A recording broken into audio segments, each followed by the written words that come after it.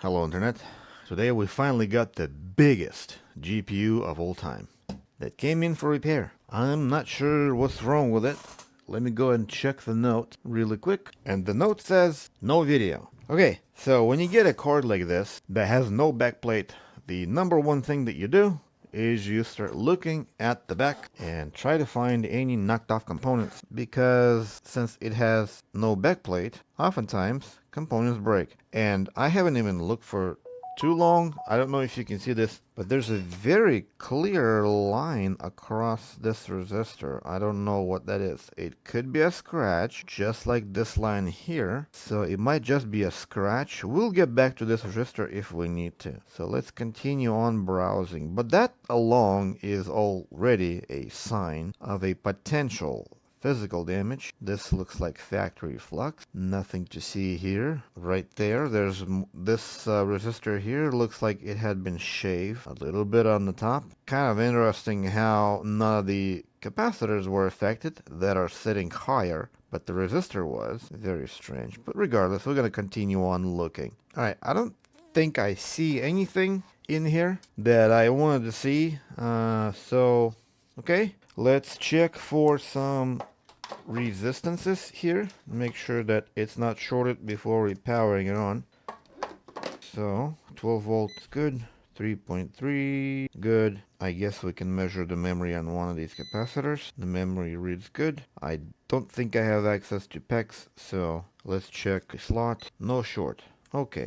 There's some kind of coil in here. Don't know what that is. This fuse on the back. Good. I think this might be 5 volt. No short on 5 volt. Okay. Let's power it on, see what it does. And 0.7 amp.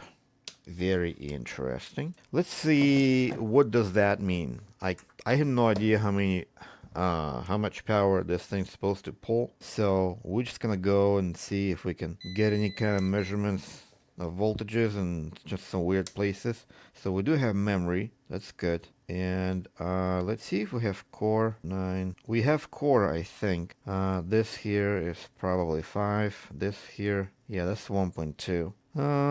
I don't know. I don't really see. I don't know. I'm guessing we have 1.8. So we probably not even have 1.8, but we just got 1.2. I don't know.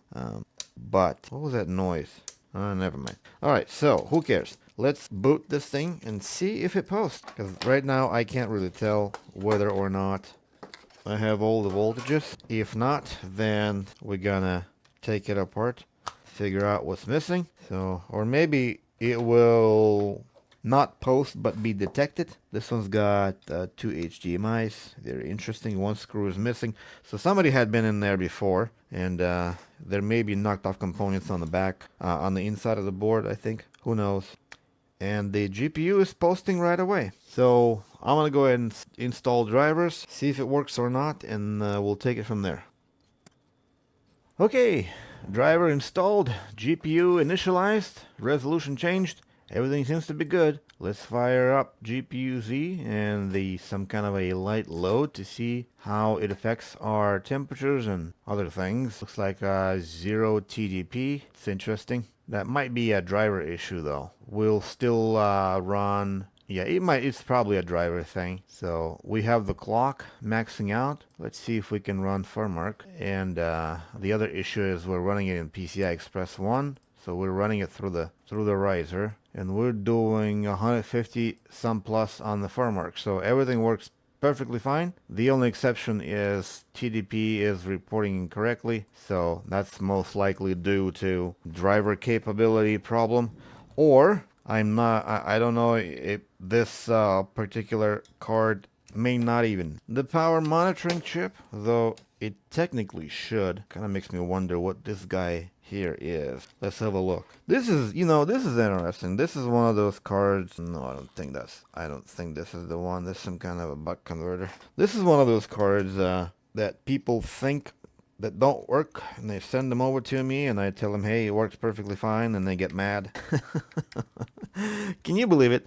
People get mad at me because I tell them, hey, your GPU works, you don't need to pay for repair. So, just pay for diagnostic, whatever. Take it back. You're good. And they get mad at me. Okay, whatever. Pay the repair price and get out.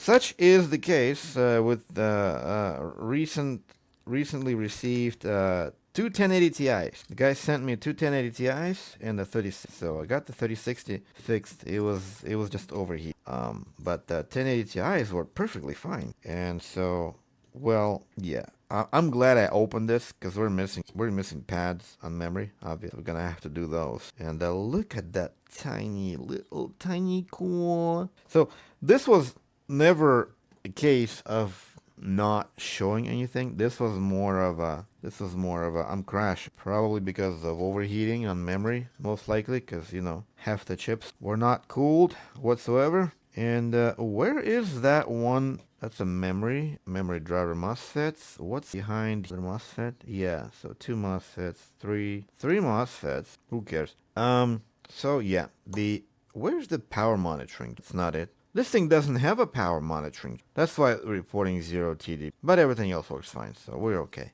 All right, so I guess all I have to do now is, well, I'm gonna remove these pads here too, and take a photo of this thing, take some measurements, post them on Discord, so that if anyone needs it, you can find it there for your repair needs and whatnot, or just out of curiosity, and put it all together, put some pads in here, and just call it a day. So looks like we have no fix today, and that's okay. Hopefully the customer watches this, not gonna get mad at me for sending his GPU in a perfectly working order. Look at this thing. This thing is tiny. So this is like a 3080, 3090. Yeah, I think look at the size of this thing.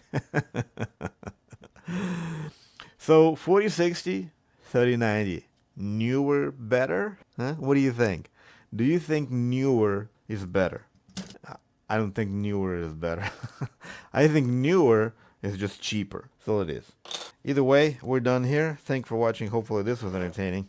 However, now that I've cleaned it up and took a closer look, here's what I'm seeing. I am seeing rust, and it's just a rusty capacitor here. Not a big deal. What really worries me is even though it works, I don't know if you can see this, but there's like a lot of corrosion stuff happening right at the balls under the memory. So I am very tempted, and I probably will.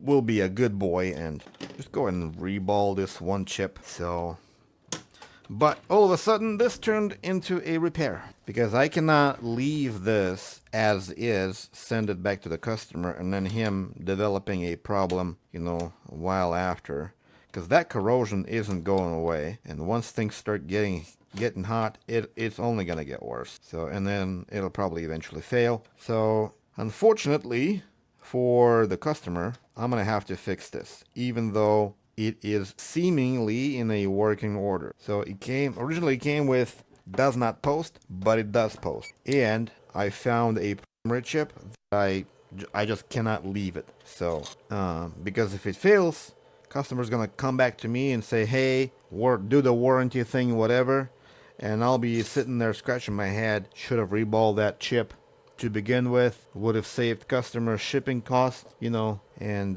yeah, so gotta do the right thing, and customer expected to pay for a full repair anyway, and we might as well just do it so that no one will be disappointed in the end. One interesting thing to note about this particular card, while it being a newer generation, and the fact that we had GDDR6X since 3070 Ti, this 4060 you would think would have GDDR6X memory also, but it does not. It's got the good old GDDR6, no X, and I'm not sure how many gigabytes it has. It probably has, it's got Hynix chips on there. Let's have a look. I think it's got them 2 gigabyte chips on there. I think so. These chips are often used, though faster ones, I believe, often used for what do you call it? AMD? Yeah, AMD uses those a lot. 78, 7900 XT.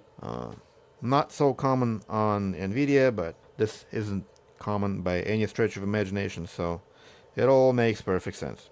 I did not see any rust creeping in under this chip or under the core. Just here in this little corner there, transistors seemed like they were affected a little bit, but the pads are in good shape, so no reason to dig in there anyway. And let's go and reball this thing. And like I said, put everything back together, run some tests. Hopefully everything checks out. And that will be it.